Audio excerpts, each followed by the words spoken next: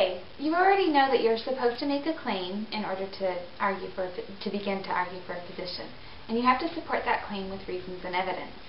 Sometimes when people make an argument, they use claims that are supported by bad, invalid, or unreliable reasons and evidence. When an arguer, debater, writer does that, that means they're using fallacies in order to support their claim. And you never, ever, ever want to establish a fallacious argument. A fallacy, in general, is a possibly plausible argument that uses false or invalid reasons and evidence. And you want to make sure, when you're writing your position paper, that you're using valid evidence, reliable evidence, and that you're making the connections between the claim, reason, and evidence so that readers can understand it. The reason you want to make sure that your evidence and your claims are so solid is because of your ethos.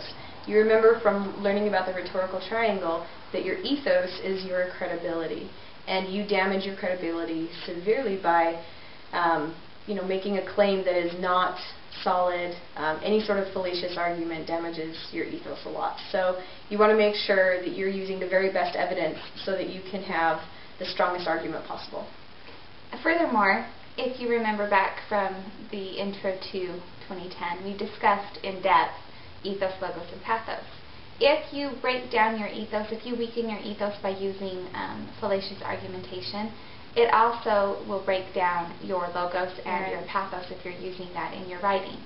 Because there are different ways to use fallacies that are both driven by logos, pathos, or ethos, and you want to avoid those at all costs. Right. So we want to do a quick review of some of the most common fallacies that you will read if you do any research from blog writing or any sort of news commentators or anything like that, and fallacies that you may be tempted to use in your own writing. We're going to try to review some of the most common ones here, but there will be more in your textbook. So Katie's going to start off explaining a few of the big fallacies. So one of the ones that you probably see the most and hear the most in advertising is the bandwagon fallacy. Everybody's doing it, so you should be doing it too. Or nobody's doing it, so you shouldn't do it. Or you're not going to be part of the popular crowd. Another one is the ad hominem fallacy, which means ad hominem means to the person. You never want your argument to be a to the person kind of argument. You want it to be ad rem, which means to the theme, which also means to the issue. You want to look at the issue, possibly and most likely not the people revolving around the issue or involved in the issue. You want to look at the issue itself. So if you're using an ad hominem fallacy, you're attacking the person or persons involved with the issue. An example of this would be political debate. Yeah, Barack Obama is a Muslim, or Barack Obama is not American. So how would he know? Yeah, basing your judgment of their credibility on something that is a personal issue instead of attacking the actual issue. Or conversely, John McCain's too old to be president. Those are ad hominem attacks that we heard during the presidential campaign last year.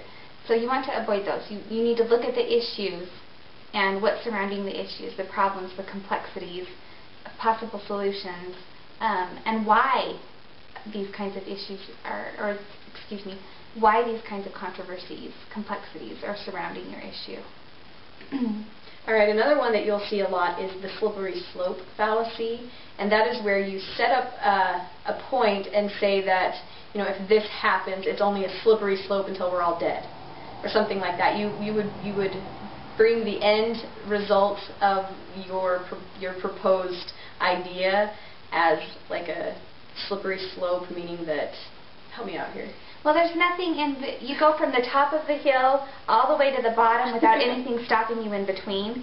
So you make a claim that's the top of the hill, and then you go from that claim all the way down to your conclusion, basically, without providing any substantiating reasons or evidence to help establish why this claim is going to lead to this conclusion. Right. So and slippery slopes are usually easy to point out because the person making the argument with the slippery slope fallacy will use the term slippery slope in their argument. A lot of the time that is the case. Another popular slippery slope fallacy is we shouldn't legalize marijuana because then we're going to have a nation of heroin addicts. All of us have probably heard something similar to that within the span of our lifetime. Another really good one that's also pretty easy to recognize is the straw man fallacy, and that's where you appear to be doing a good thing by acknowledging the opposition and acknowledging their point of view, but you're really setting them up as a straw man, meaning that you're representing them in a hollow manner. You're not really giving them the amount of credit that they deserve. You're giving them, you're saying they believe this one little thing, and yes, that's good, but it's not good enough for this, and you're not giving them the credit that the opposition deserves, and you can knock it down like a straw man without having to do any real work. And an argument, a divisive issue is not divisive if both sides don't have really good claims and really good reasons for believing what they believe. So a straw man is where you really weaken their side by saying it's just this or it's just that, and then knocking it down. One more fallacy I'd like to address before we move on, because I can connect to in this section.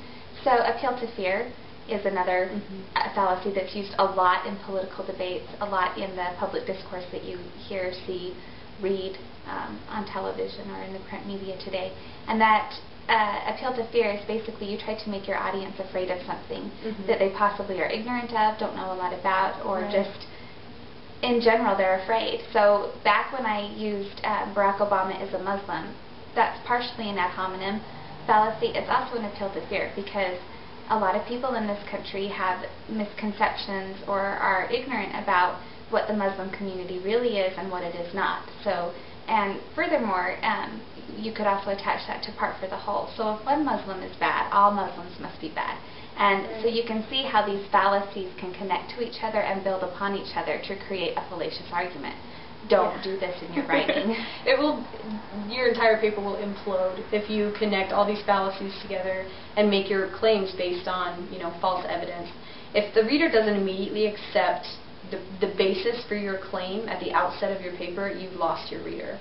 And so you need to make sure that you're always keeping the reader with you by using logical, well-reasoned, totally credible points.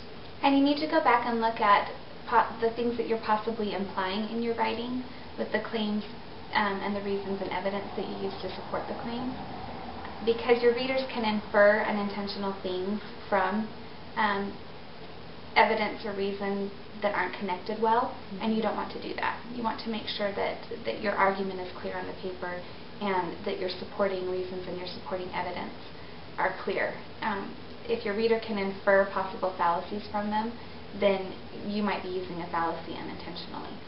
Fallacies are fascinating, so make sure you take the time to read all about them in your textbook and in the handouts, because they're really, really interesting, because once you are aware of what the different types of fallacies are, you'll notice them everywhere. You'll notice them on the news, or if you're on a news website and you're looking in the comment features, you'll see fallacies everywhere. We want to give you tools to avoid fallacies, and so the best thing you can do to yourself is stop yourself every time you're making a claim in your paper and say, what is it that I'm claiming? Can I support my point? Can I support it with reliable evidence? If you ask yourself these questions, you should be able to self-assess whether anything you're using is fallacious.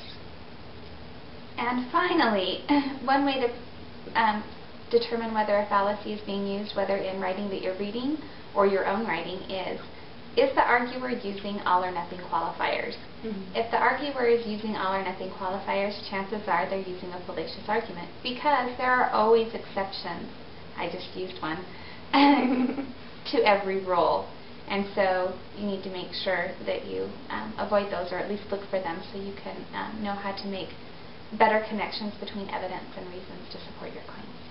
Last, we want you to note that as part of your position assignments, you will be asked to write a post where you're writing kind of a mini position paper on your issue. And then in the following post, you are writing an opposition paper on your issue. And what this means is that you are taking the stance of somebody who believes the exact opposite of whatever it is that you believe. So you're pretending to be in their shoes, and you're constructing an argument based on what they would actually believe.